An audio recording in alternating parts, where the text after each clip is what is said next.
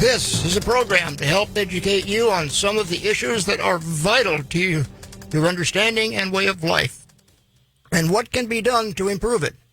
Only when we get other views can we make intelligent choices regarding the decisions and options available to us for the enrichment and improvement of our lives. Good evening. Truman Sigler for Personalities in the News. This show is dedicated to the memory of John Castle, who started it in 1964 through 2003 on several local stations. He passed away several months ago. He was a teacher of history, government, and civics at Washington Union High School and was a noted advocate of the Constitution and a Republican. The format of this program is educational in nature and based on the Constitutions of the United States of America and the Republic of California, as well as special guests based on their topics being presented. Now, the show today is about the law and civil procedures and criminal process that are ignored to subject you to lack of due process and a taking of personal property. This is number 3 on this topic, and we're continuing from last week. There will be time for call-in questions, and we ask that you please keep them on today's topic. Call 442-1680 Talk Radio after the first break. The opinions presented are based upon research into the written statutes and constitutional laws and opinions as stated by the courts and legislators. Main topic for today is who owns your car, truck, motorcycle, trailer, motorhome, boat? And do you have clear title of ownership and related topics? Our host and legal researcher, Sue Ann Caesar, will be presenting topics today. Welcome, Sue Ann, to Personalities in the News.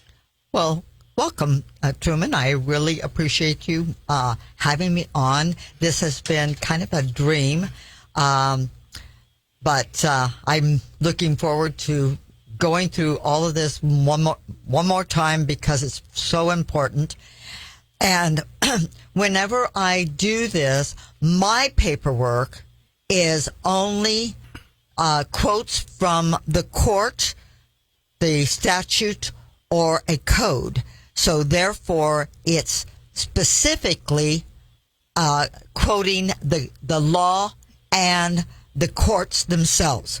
I have no opinion. Okay. Now, periodically, I will do a couple of things. Like I've got one here that's called Driver's License versus Right to Travel, and it's by Jack McLam, who is a sheriff in I think it was Arizona. Yes. And he did a paperwork on that, but that's his opinion, not mine.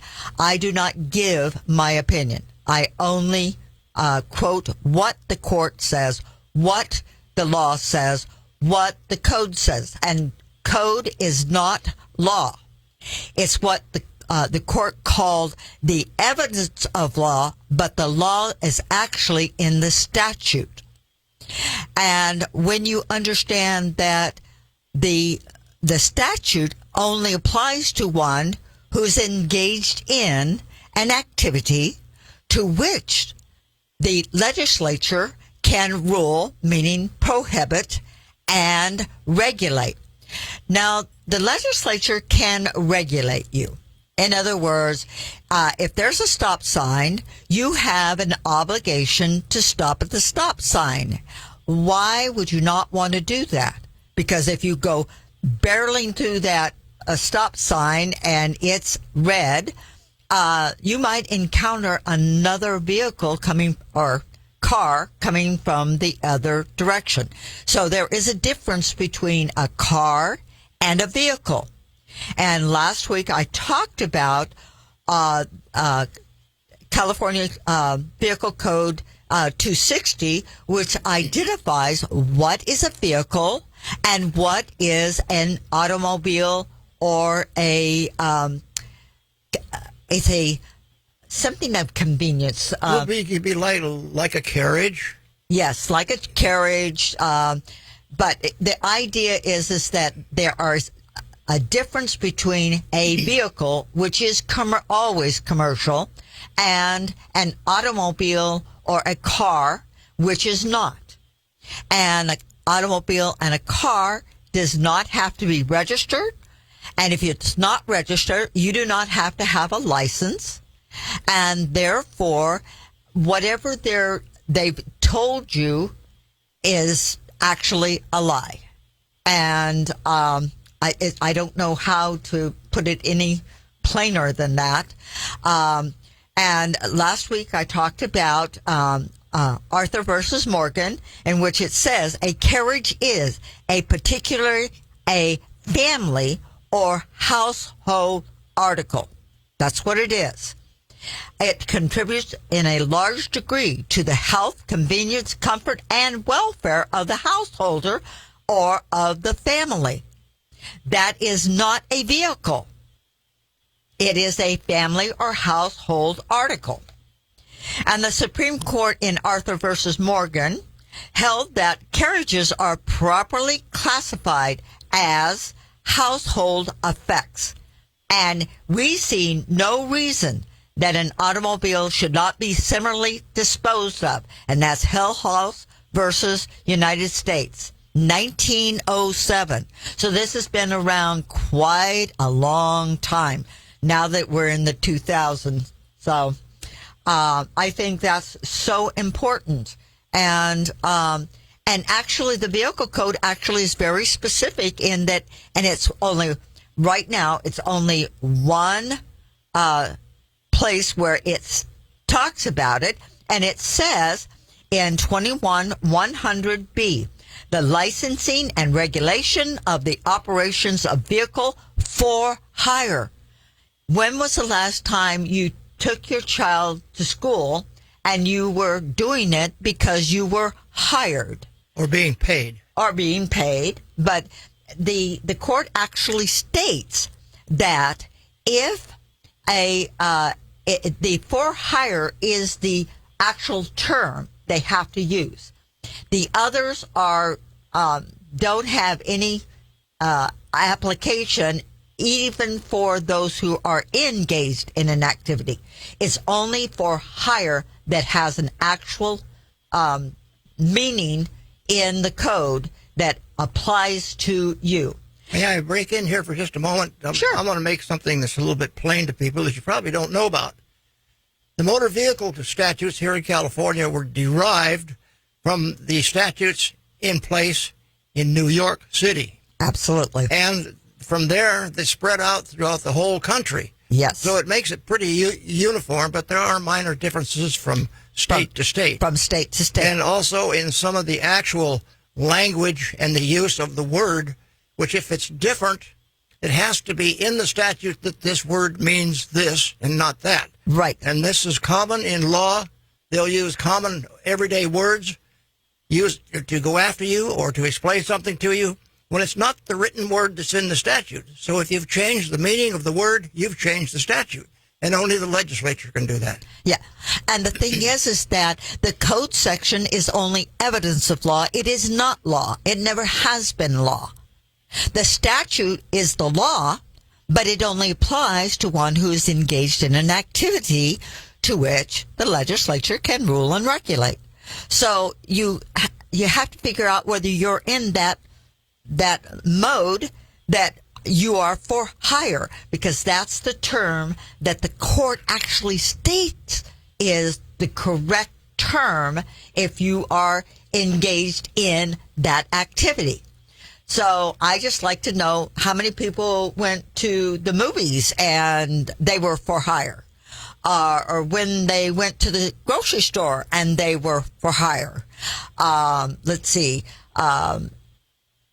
It's everything is whether or not you are for hire. And the other part of that specific code section says drivers of passenger vehicles for hire. So if you're in a vehicle, it all depends on whether or not you are for hire. If you're not for hire, it does not apply to you. You do not have to have a driver's license, nor do you have to have your car registered under those terms. Okay. So when Truman mentioned, do you own your car? Okay. How do you know you own your car? Well, if you pay any type of a tax, let's see, license fee, fines in a court, those are all taxes. They don't tell you they're taxes, but they are taxes. And at some place in my paperwork, I have that particular court case that talks about that. I can give you something here that most people aren't aware of. It does become a use tax because the state actually owns your car. Absolutely. And it's called a vehicle. If you call it a vehicle, then you're buying into their thing because the word, it has a different meaning. Right. But there's one more thing here that applies to this. California law prohibits cities and counties from enforcing city or county codes and ordinances upon property that is not owned by the city or county or even the state. So that is a big thing. And how do they acquire the title? Sue Ann will bring that up to you. Oh, yes. When you go in and you register the car, they then say it's theirs. Now, you get to pay the price for it. You get to pay the 16, 18, 20, 50,000, 250,000, however the amount is, you get to pay it, but they own your car. You do not own it. And that applies to boats, motorhomes, everything. Houses. That the state and houses and mobile homes. Yeah, as long as you're paying taxes for those, they own it, and that's how they apply the code sections for having to have a permit on your home is because you're paying a tax.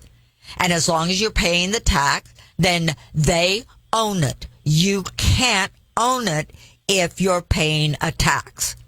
And our system was originally designed that the only people who paid tax were those involved in some sort of an activity. Commercial activity. A commercial activity. And they were for hire. And one of the other things that most people don't know is that every code in the law, and they're not law books, I'm sorry, the code sections, okay, they must be worked together with other codes, not just the vehicle code, but even in family law. And constitutional law, precisely. Yes, okay. And constitutional law, they like to make changes to the Constitution. Well, you have two constitutions. One is an 1849 Constitution, which was implemented at the time that we became a state of the Americas. And then in 1879, they did another constitution. And in that constitution, I don't remember what page it's on, but it actually says in the footnotes that was applicable at the time. Yeah, but it's actually is no longer in effect. Well, and I can't remember what the term is right now. My brain is just going. But there's a term they use when they put the code in, and then they then no longer make it in effect. It comes out of effect, and what goes back into effect is the original 1849 Constitution. And when I learned that, and I learned that in 1995, when I got a hold of one of those books with the Constitution in it, and I read it, and it was amazing. I think we have a break coming up. I think we do too. Ladies and gentlemen, we are going to return to this subject right after the break, so pay attention to the commercials that are being played, and we might learn something.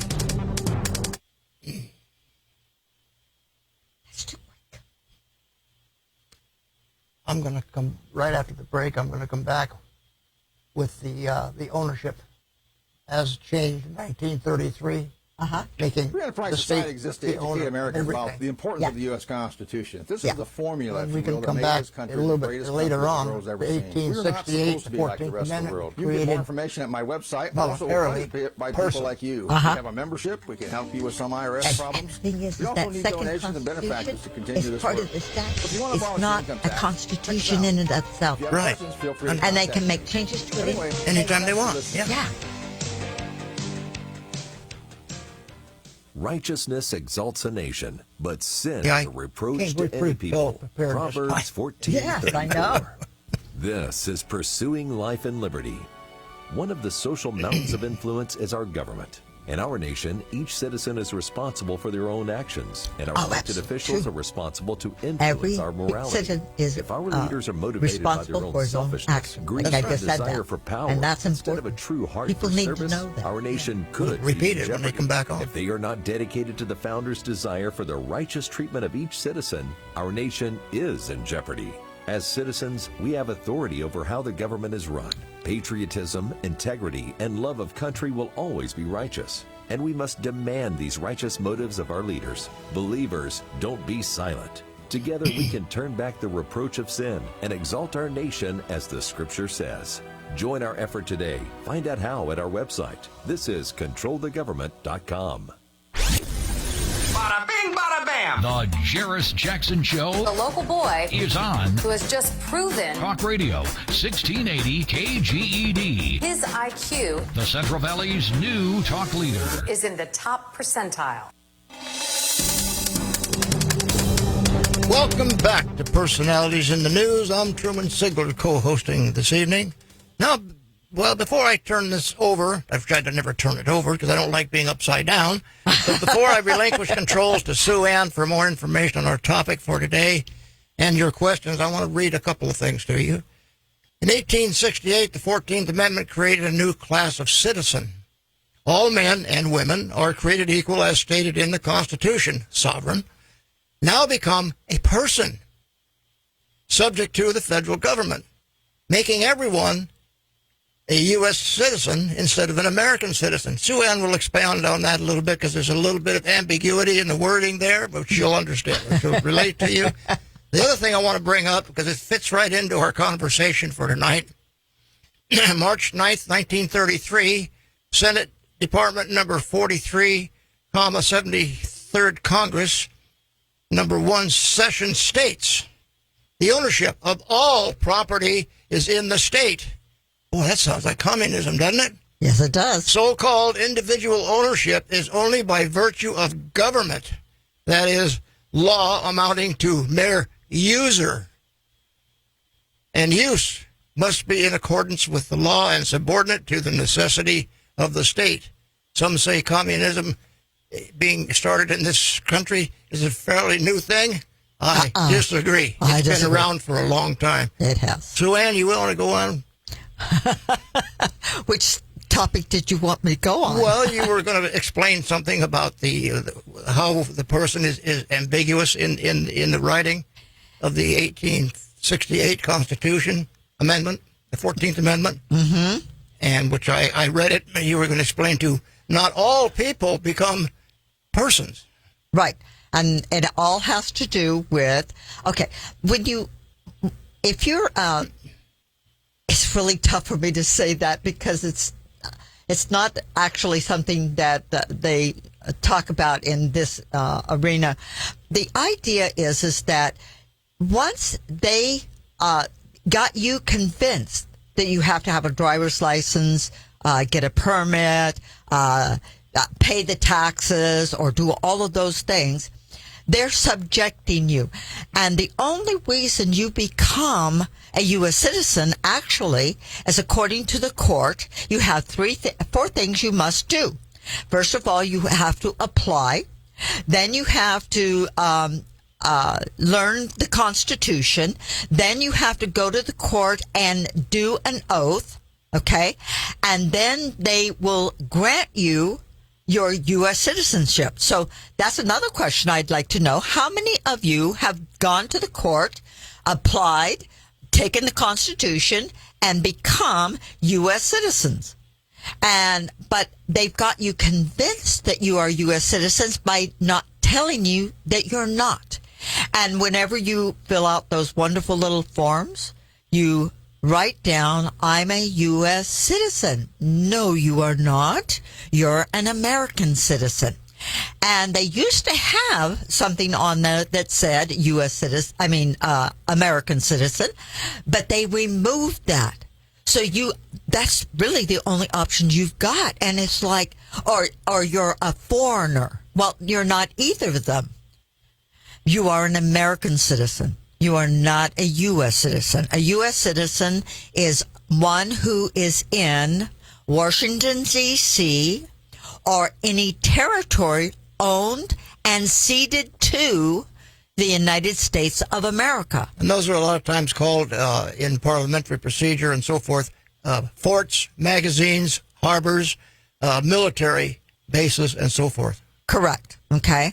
And one of the things, there has been court cases where they say that they can't do a military court on one who is not within, as a U.S. citizen. And yet every traffic stop is what type of a court? Oh, it's an administrative court. Yes, but it's a military court. Right. And how do you know that? Well, there's a beautiful American flag in there that has a gold fringe on it. And when you look in the code section, it says the gold fringe means you're in a military court. So there's so many things that they have done, and they just don't tell you. And if you don't know, then you just go around as if you are what they tell you are, when in reality, you're not. And these are things that are so hard to get across to people because people grew up believing these things. And how do you get past that?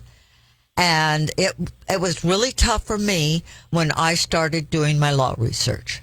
And that's why when I do my paperwork, all it has is statutes, codes, and what the court actually says. I don't have my own opinion because my opinion is useless when you get into law or code sections. Doesn't do you any good. Yeah. Another tricky word that they use, and most everybody is familiar with that because you are called a resident of the state of California or the United States and so forth. Right. And that's not actually so. No, it's not. Resident, if you look it up in the legal dictionary, means a temporary assignment to an area, or like you go into a nursing home, you're a resident. Yeah. Actually, if you have taken the right steps, or they are not challenged what they call you a resident, you are domiciled in the state of the Republic of California. Yeah, and that used to be in the election code. Yes. It was very specifically in there. They have removed it. Now they didn't get rid of it. They just removed it so you can't see it. And there's a lot of things that they do. It's like last week I talked about Frost versus Railroad Commission. Well, the Department of Motor Vehicle used to be part of the Railroad Commission, and that's where you went to challenge anything that had to do with Department of Motor Vehicles, but it wasn't called Department of Motor Vehicles. At that particular time, it was before that, and that was definitely before 1926. And sometime shortly after 1926, they removed it from the department, from the Railroad Commission, and made a specific department. And there are so many different things that they have done, and I don't want to get off on another tangent, so I'm going to stop there because there's so many things. And if you get into the law and read it, you go, well, that's not me, and I'm not part of that. I didn't do that. How can they apply that to me? And as Truman mentioned, they did it by making rules in their sections, making it look like you are part of that. But it still works on if you have to actually be in an activity to which the legislature can rule and regulate. It doesn't mean anything about someone who isn't there. Well, how do you get yourself into this? It's very simple. Whenever you want something from a government entity of any form, you sign in. Right. You have to sign in, and when you do, you become their slave. Absolutely. In actuality, and like if you go into court, into a real court, they say you have to have an attorney. Well, that's not so either. The thing in the courts when it relates to that is when you're there and you have an attorney, you cannot speak for yourself. Absolutely. And you are at the mercy of the court system, who the lawyers are all officers of the court. They are. And you have a very tough time breaking through that. Yes. So when I go into court, I go in as myself, pro per or pro se, whichever the case may be in the court that you're in.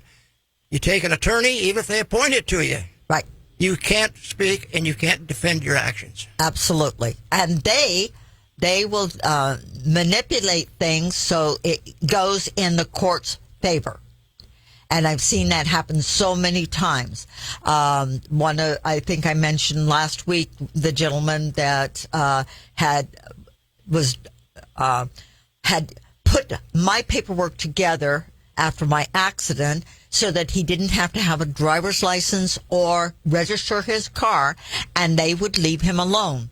And then the moment that they wanted him in jail, they told him he'd either go get himself a license so that they could pick him up, or they were going to put his wife in jail. And he didn't want that to happen, so he went and got a driver's license, and they immediately picked him up and put him in jail, and he was in jail for 1.5 years. That's the way the people in government work. That's right. It's coercion on every element out there. Yes, and if you don't believe that, just look at the news today. Yeah. And take what we say with a grain of salt, if you wish. But also do the own research. Challenge us. Go do some research and find out where we're wrong, and we'll gladly accept it and apologize. Right. And if you want to have a little fun, getting back to the title of your car, go into a dealership for anything. Mm-hmm. And pick out what you want, deal with the salesman, tell him you'll take it, and you've got cash money, no checks, no bank notes, no financing of any kind, which draws you into another area. Mm-hmm. And he's going to just beam because he's going to think he's making a big deal, but qualify it with one thing. In exchange for the money, I want absolute legal title to the car or the vehicle or whatever it is you're buying. He can't provide that. No, he can't. He can't, because the state gets it when the cars come in the state. That is what the franchise dealers have to sign into in order to sell cars. Absolutely. Because originally dealers were only for commercial people. That's correct. And one of the code sections, which they have removed, they have not. God, I wish I could remember the term. There's one term that's really driving me nuts. It'll come to you when you don't really want it. But I don't need it, right? But they, when they go in and they get rid of that code by replacing it with another one or something else, and they. All right, it looks like there's another. We're gonna cut off to a commercial here while you're getting your brain cells in order or your recall, and we will return shortly, ladies and gentlemen. Stay tuned because we have much more information. Oh my God! I'm just. What is the term they use when they get rid of a code section and replace it with another code section? Or Well, it says, like in the Constitution here, it'll have a notation on it that says replaced by. No, it's not. It's Or refer to this other section. That's what I'm no, looking at the that's not the Constitution. one I want. Let me see your Constitution. Maybe I will find it in there because that's really irritating. Okay, we have two callers in our phone system. I don't know why it's not picking it up, but we have Marie from Fresno and Helena from Selma. Okay. Okay. So Will it get read here so I can pick it up or let you know I'm going to take it? you just let me know. We're going to go to the phone lines right now, and I'll. Okay, well, after the break, I'll go immediately to it. Yeah. Yeah. Okay. Stand by.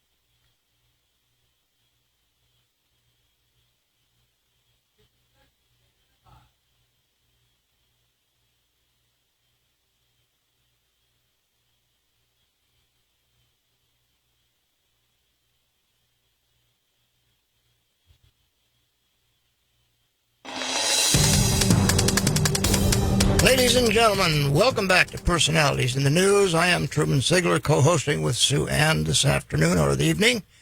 And we'll get back to her in just a moment. I do believe we have a caller online. If you, he's getting ready to put you on the line. When you're on, speak up, and I'll know you're there. Some reason we have a glitch on my screen here. Marie? Hello? Yes, Marie? Hello? Hello? Marie, are you on the line? Are you on the line? Yes. Okay. Do you have a question for either myself or Sue Ann? For Sue Ann, you almost partially answered it right before the commercial, talking about if you take money and you pay a car cash to the dealer, there is no way then to, so then the DMV literally owns it because they get informed that we purchased the car, and so there's no way to bypass that ever then? Are we stuck? There used to be. It used to be, but the point is that if you pay cash, okay, and I know that can be really tough, but if you pay cash and you ask for absolute title, the problem is that the dealership can't do that because the manufacturers sends that title directly to the state. So they assume you're going to purchase that vehicle or that car, okay, and that the state is going to own it. But there's a code section, and the word I was looking for before the last two Breaks. was repealed. Yes. If a code has been repealed, it tells you that it's been repealed. Well, there is a code section on getting the car, and it was 5902. It's never been repealed, but it's been removed from the Department of Motor Vehicles code sections, and it's because the statute's still in effect, but they removed it from the code section, which is only evidence of law, not law. So yes, that is how it works. And it's whenever they repeal one, then it's because the court has said you can't use it that way. And so you have to repeal it so that it doesn't affect people. But they still utilize it anyway. And there's a lot of codes out there that they do that with. Relating back to the title to the car, you used to be able to go back to the manufacturer. Uh-huh. You would deal with the dealer here, but you could pick up the vehicle, or the car actually, Car. from the manufacturer, and they had what they call the manufacturer's certificate of origin. That is the title. That Yes. is the only title. Yeah. And that, when the car comes into the state, or this state anyway, that's MSO that we call it, is with it. And then when you pay the money, the state affixes that to the registration that goes into the state, and therefore it becomes property of the state. State. And you can't go pay cash anymore at the manufacturers. They did away with that. Right. Oh, wow. And but there's other But- ways you can do this. If you want to have a little more fun, is just write a letter to the state, and if the vehicle is paid off, you've paid all the liens and everything against it from the bank and what have you, demand the absolute title for the car. You have proof that you made the payments. Right. Now that puts them in a pretty bad spot, and you could call that racketeering. Anyway, are you calling in on the phone, or are you watching us on the television? I'm listening to the radio. To the radio. Well, thank you for calling in, and other Thank people you. that want to call in 442-1680 Talk Radio.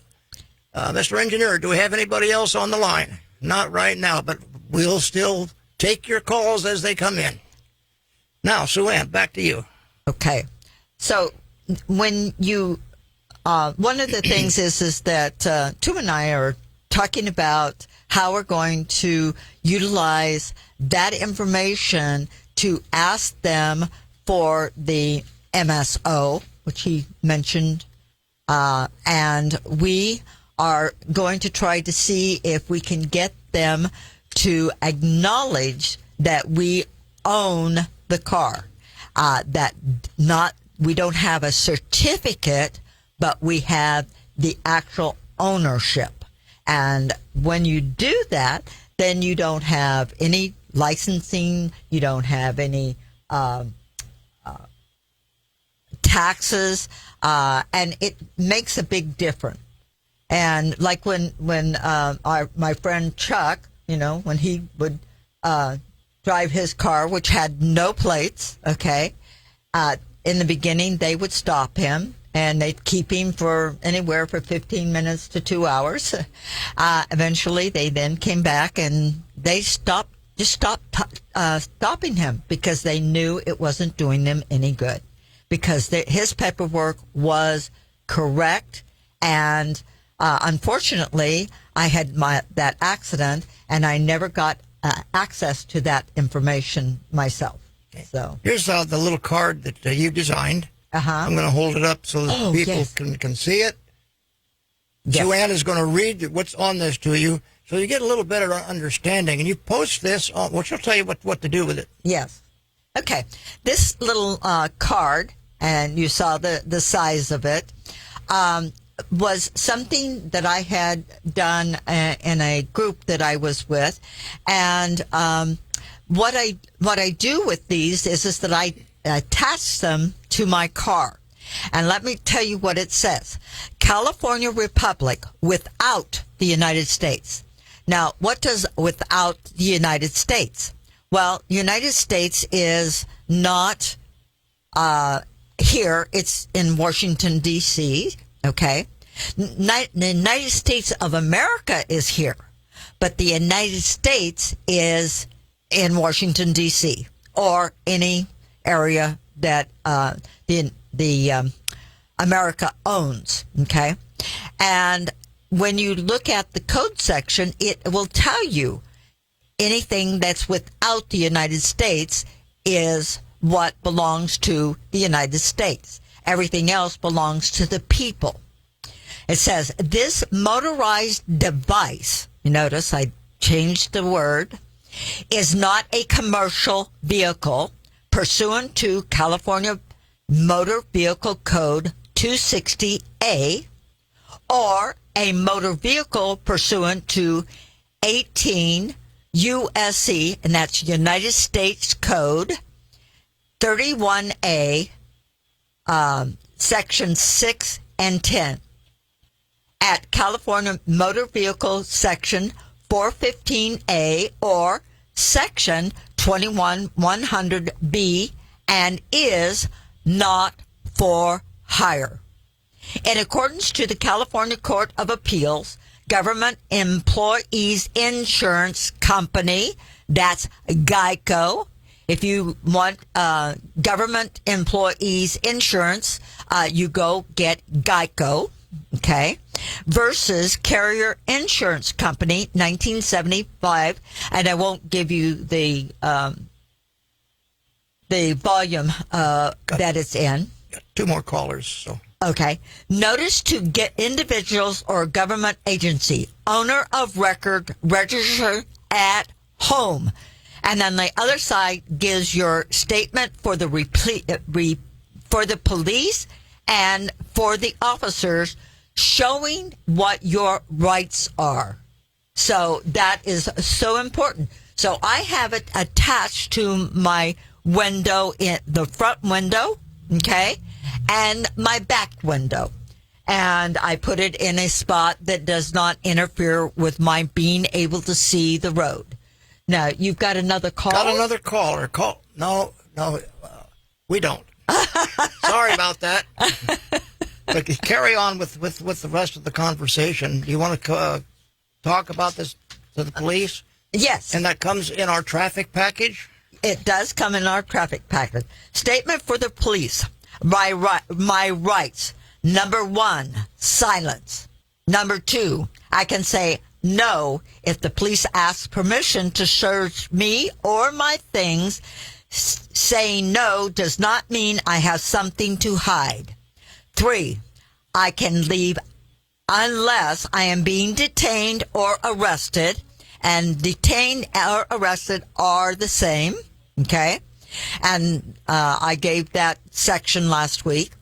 Number 4, if I'm being detained or arrested, I have a right to know why and a right to speak privately to a lawyer without delay.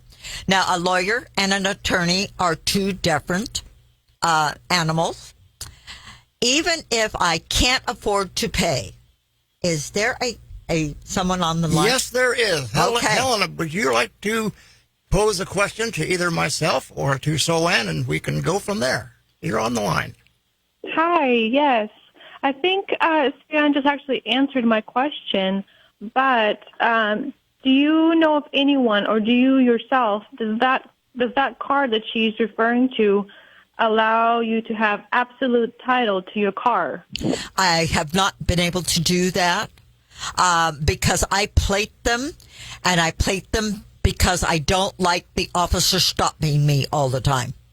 And as long as they are plated, I don't have that problem. That's one of the issues that Tuman and I are working on, and we're going to put together a little package, and we're looking for people who would be interested in getting involved in that. But at the moment, if nothing else, it's one of the things I will do, because I have a car that is that I managed to get from a friend of mine who passed away, and it has not been registered since 2009.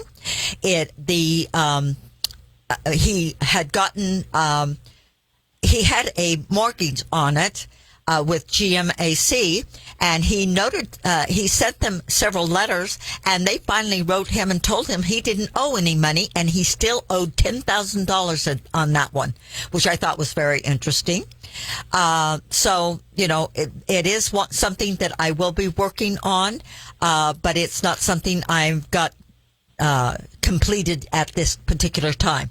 So that's how I do that. Okay. Now, I do not have a driver's license, have not had a driver's license since 1995. The minute they ask for my social security number, I don't have a social security number.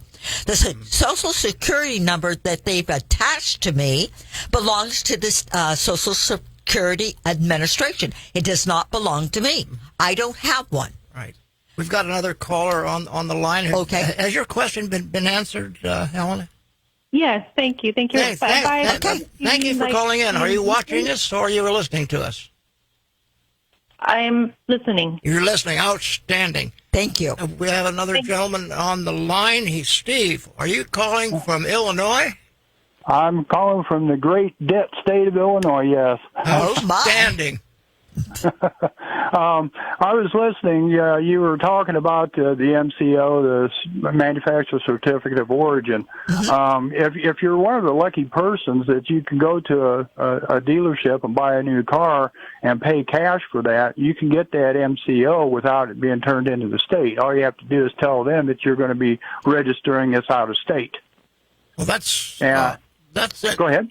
Interesting. Carry on. And she was talking about how to get the car out of the property of the state. Could you deregister your car and re-register it as household goods? They don't have a way to do that. The Department of Motor Vehicles is only for motor vehicles. If it's not a motor vehicle, there's no place for you to go. Just before my accident, which of course was in 2000, I had thought about doing something together to go to the court and have them separate the public from the commercial. And but then I had the accident, and for good 12 years. I was not very good at being able to do much of anything. So it's never been completed. But one of the things that we're trying to do is that we want to contact our state and ask them about getting the manufacturer's certificate of origin. And so it's one of the things we're working on now. Okay, you couldn't go to the Secretary of State though and get a file for exporting your vehicle.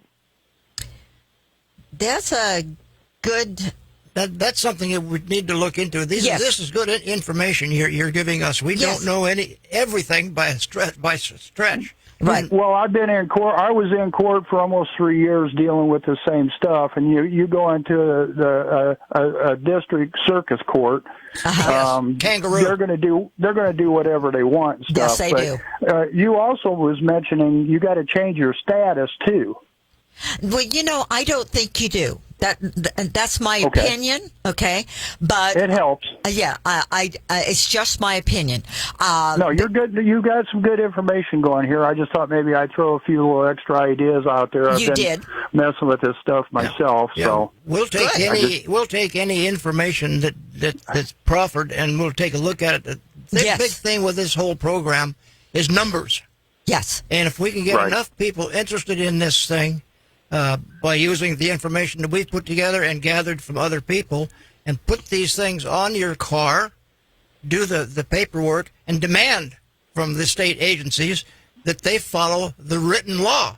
Yes. And if well, there's the enough state of us, always comes back and says that they have that the court said that they have a right to regulate and put laws for the guise of safety. Yeah, that's one of the last states that actually mandated a license, I believe, was South Dakota, and that was in 1954. Yeah. Well, see, everything. The safety part is really not yet. But you see, this is what they say.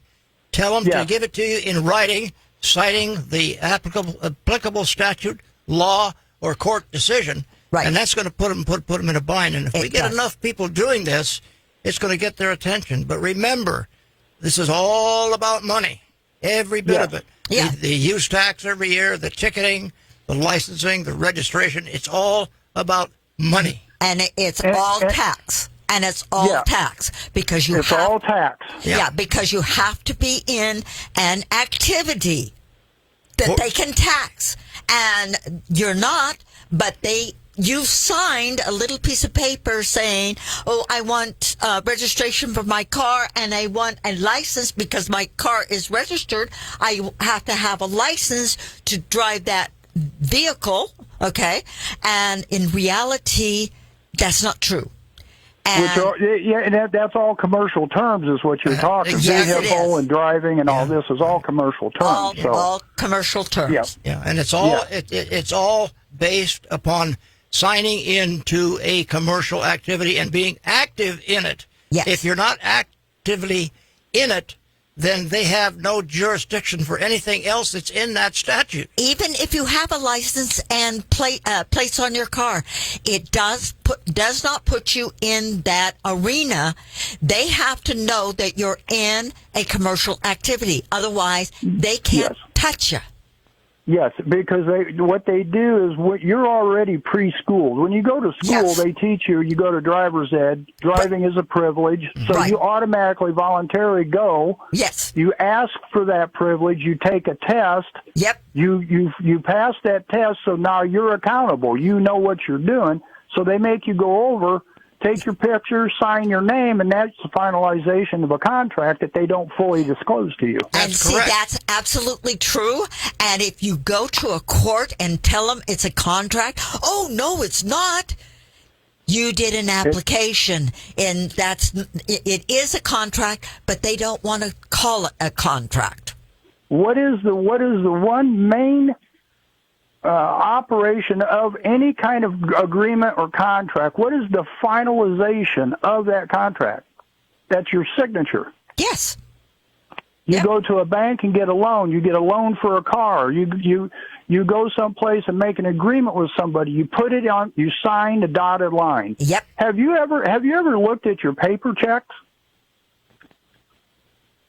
Your regular checks that you write out of a checkbook. I don't have one of those. I don't have a checking account either. Okay, well, if you look at that line underneath where you sign your name, that's not a line. It says authorized signature. Yes. That's right. Yep. You're completing a business transaction. That's how they put you in commerce. Yep. That's right. The state and federal government abuse the Commerce Clause and general welfare, and they abuse this to include everything that you do with your life. Like if you're going to the gas station, you're buying gas for your car, you're conducting commerce.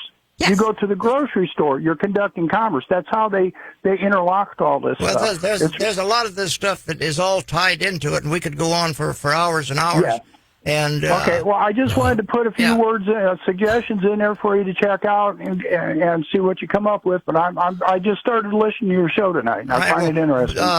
Thank you for that. We're also members of the Free Enterprise Society, which is based here in California, and we used to go all over the several western states as well as in California. I did it for over 10 years with the director of the Free Enterprise Society. Yes. And we are aware of all of these things. We've had people in like Richard Mack and various other people. We've had, I can't think of the name of that. We've had one of the special agents from the IRS in, so we're quite familiar with all of this stuff that they've been pulling. Mm-hmm. The problem is most people do not want to get involved. And I did this show on another station for about 10 years, and we had to drop it because of lack of sponsorship. People didn't want to be involved in politics. Now, do you have contact information on that Free Enterprise Society? If you go on, I don't have it with me. If you watched the ad earlier that Steve Hempling was on, he gives you all that information. I don't have it at my fingertips. Yeah, well, you do. FreeEnterpriseSociety.com. And you got contact info there? Yes. Yes. Okay, I've got a bill that some friends of mine worked on to try to pass through their state. I'll get on there. I'll get some contact information there, and I'll send you that PDF file, and you could look at this bill that you could change and alter to your state. And try to have them submit it. Right. Also, Steve has a radio show every Wednesday on the internet, and he just discusses these things. He has his own sipper for us. If you contact him, ask for Steve Hempling. He's the director. Tell him Truman said it was okay. Steve and I go back to 1985, so we're all in agreement on a lot of stuff here. We're just trying to get it done. Right. Yeah, it's important, and we really appreciate your call in and your information. Thank you very much. Yes, very much. You're welcome. Thank you. Mm-hmm. Okay, Mr. Engineer, how are we doing for time? We got 5 minutes left. Okay. Shall I finish my rights? Yes, go ahead. Okay. So number 5, I can only be strip searched in private by officers of the same sex. 6, I have a right to know a police officer's name and badge number. 7, I can report a police officer who abuses me, swears at me, or violates my rights. Oh, I have to tell you a quick story. My daughter was coming out of Squaw Valley, and she was.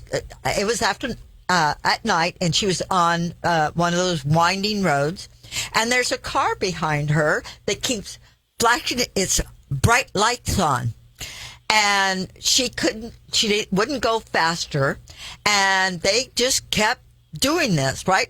Finally, she gives them the finger. Turns out it was a sheriff's office, and there were 2 officers in the car, and they told her they were going to steal her car, and they were going to do this. Well, she's got a driver's license, so she was okay from that standpoint. But she didn't even realize until afterwards that she had flipped them off, which is the reason they stopped. But do you know, according to the courts, an officer, no matter how abusive you are, they cannot pull you over unless you bring out a gun or a knife or something that really threatens them. But they cannot do it if you are cussing at them or giving them the finger or whatever it is that you do. But they did that with my daughter, and my daughter was absolutely amazed at how they did that. Yeah, on one of our previous shows, as a matter of fact, the first show we had on this topic, we talked about that. And how many people do they really pull over? You actually stop voluntarily and submit yourself to their jurisdiction. Right. So you have to be aware of who you are, where you are, and how to talk to these people. They are, in some cases, gun happy. Sometimes if you do stop and you don't roll the window down, they'll break the window, haul you out of the car, steal your car, and put you afoot.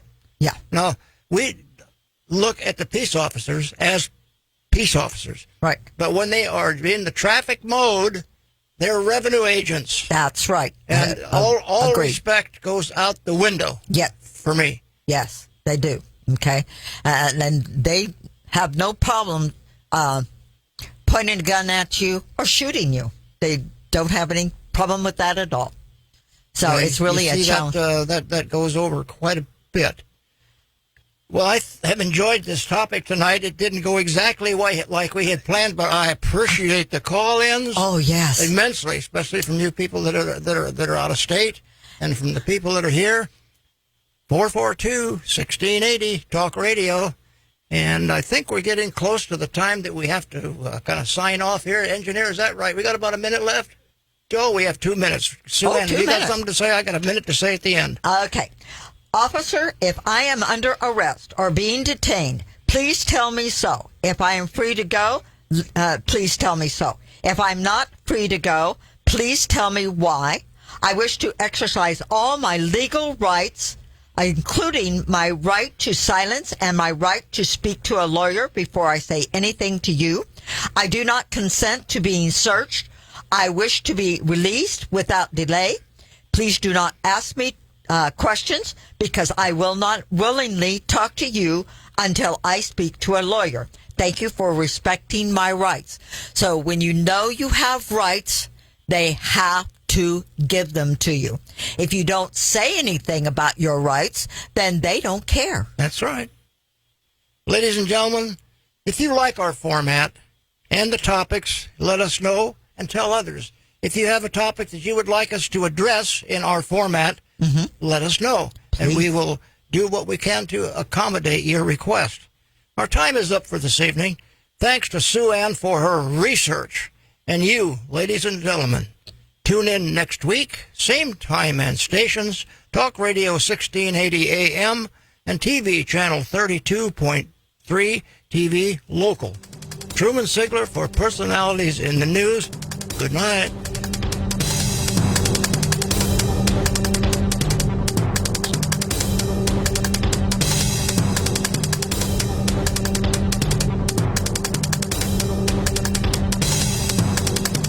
Anyway, yeah. Sort stuff out. Yeah. Put it away when I get home. Got it. Interesting night. Yes, and I wish I could remember that repealed word. Oh, yeah. God. I couldn't think of it either.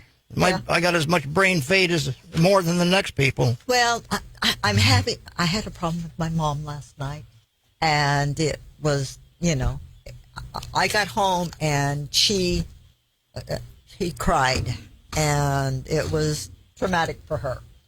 And then I left again today, and she's not happy about that. And unfortunately, I ended up having to come and get my phone working a little bit, and I still am going to get rid of this stupid damn phone. Well, I've had another experience this week that I didn't like too well. My dog went down.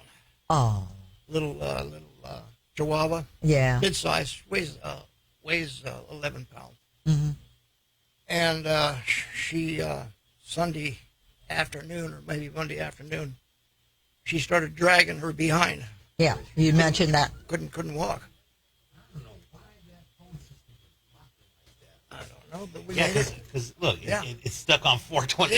Yeah, I don't know. That's why I was watching my watch here. And no, but this, I mean, it counted down to the exact second. Yeah, and that too. That's why I was getting close. Just wanted a little bit of confirmation. Let people know you're still here. Yeah, definitely. No. That Steve, he's a regular on our show. He's always calling in. Oh, he is. He's a good dude. Yeah. Wow, that's good. Yeah. And he's always calling with interesting things to look into. Oh, that's great. I read it. He would always. So you've so he's helpful. Yeah. Oh Oh yeah. That is very well, good. there's all kinds of helpful people out there. Most people just don't want to step they take up. interest into the subject that matters.